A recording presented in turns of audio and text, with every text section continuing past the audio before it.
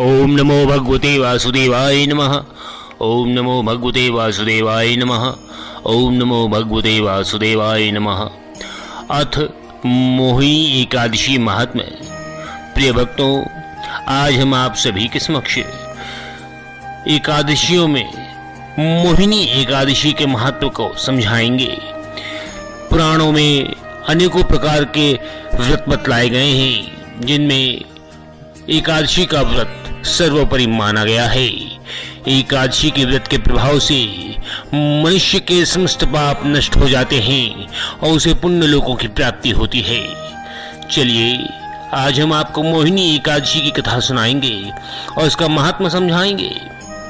शुरू करते हैं। धर्मराज युधिष्ठिर बोले, हे श्री कृष्ण, वैशाख माह के शुक्ल पक्ष की एकादशी का क्या नाम है तथा इसकी कौन सी कथा पुराणों में प्रचलित है? इस व्रत को करने की कौन सी विधि है? सुसब आप विस्तार पूर्वक समझाइए। भगवान श्री कृष्ण बोले कि हे धर्मनंदन, मैं एक कथा कहता हूँ जो पुराणों में वर्णित है, जिसको महर्षि वशिष्ठ जी ने श्री रामचंद्र जी से कहा था। श्री रामचंद्र जी बोले, हे गुरुदेव, आप मुझसे कोई ऐसा व्रत कहिए जिससे समस्त पाप और दुख नष्ट हो जाएं। महर्षि वशिष्ठ जी बोले, हे राम, आपके नाम स्मरण मात्र से ही मनुष्य पवित्र हो जाते हैं, इसलिए आपका यह प्रश्न लोकहित में अवश्य होगा। वैशाख माह के शुक्ल पक्ष में एकादशी होती है, उसका नाम मोहिनी है। इस एकादशी का व्रत करने से मनुष्य के समस्त पाप नष्ट हो जाते हैं और वह दुखों से छूट जाता है। इसके व्रत के प्रभाव से प्राणी मोह मन बंधन के जाल से मुक्त हो जाता है।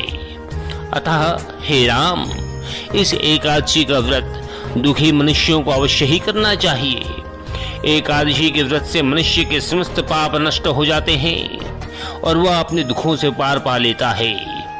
अब आप इसकी कथा को ध्यान पूर्वक श्रवण कीजिए।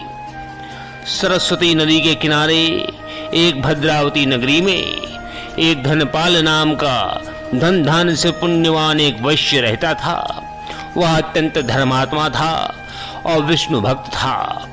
उसने नगर में अनेकों भोजनालय, प्याऊ, कुआं, तालाब, धर्मशालाएं आदि बनवाई। उसने सड़कों के किनारे अनेकों वृक्ष लगवाए।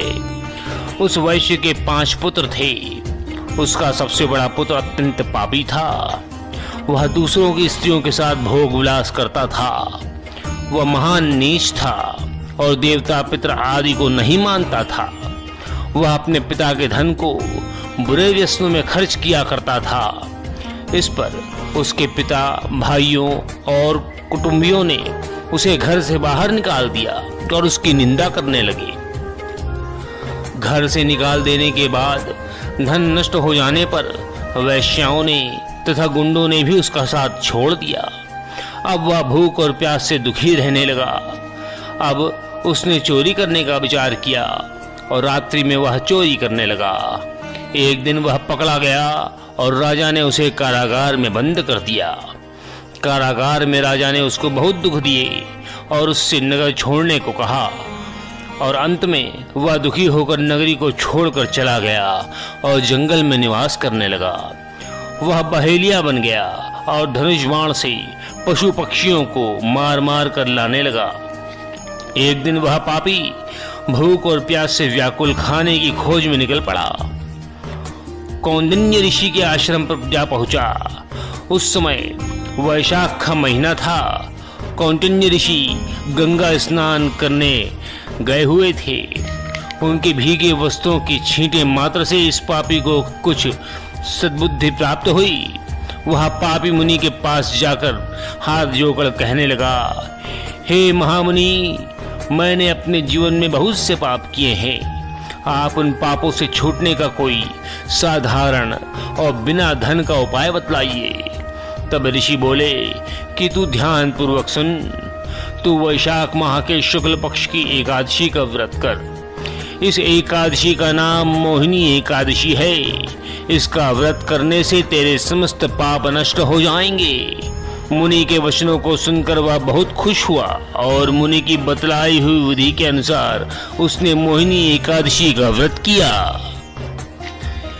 हे राम जी, उस व्रत के प्रभाव से उसके सभी पाप नष्ट हो गए और अंत में गरुड़ पर चढ़कर वह पापी मृत्यु लोक को प्राप्त हुआ और उसको एकादशी के व्रत के प्रभाव से विष्णु धाम प्राप्त हुआ। इस व्रत से मोह आदि भी नष्ट हो जाते हैं। इसके महात्म्य को श्रवण व पठन करने से 1 सहस्त्र गोदान के बराबर पुण्य प्राप्त होता है। अतः मोहिनी एकादशी की कथा को श्रवण करना और उसे किसी को सुनाना अपने आप में एक बहुत बड़े महत्व का काम है। समस्त एकादशियों में मोहिनी एकादशी अपना एक विशिष्ट महत्व रखती है। प्राणियों को यथासंभव जब भी हो सके एकादशी का व्रत अवश्य करना चाहिए, क्योंकि एकादशी का व्रत करने से मनुष्य केवल अपना ही नहीं, अपने पूर्वजों और अपने आने वाली पीढ़ियों का भी उद्धार करता है। एकादशी भगवान विष्णु को अत्यंत प्रिय है।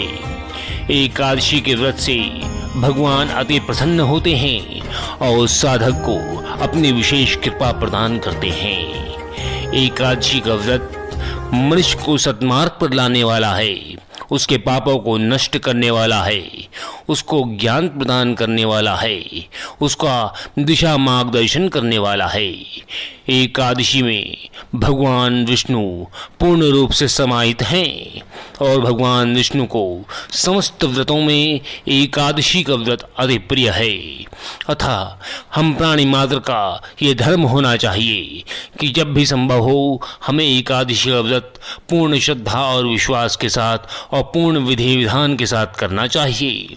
एकादशी का व्रत करते समय जो ध्यान देने योग्य बात होती है वो यह है कि जब भी आप एकादशी का व्रत करें तब उसकी कथा का श्रवण अवश्य करें, क्योंकि एकादशी की कथा का श्रवण करने के पश्चात ही एकादशी का व्रत पूर्ण माना जाता है। अतः एकादशी के व्रत के साथ एकादशी की कथा का श्रवण, उसके महात्म्य का श्रवण अति आवश्यक माना गया है।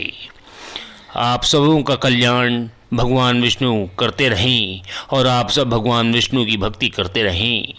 इसी प्रयास के साथ आप सभी से हम विदा लेते हैं। ओम नमो भगवते वासुदेवाय नमः।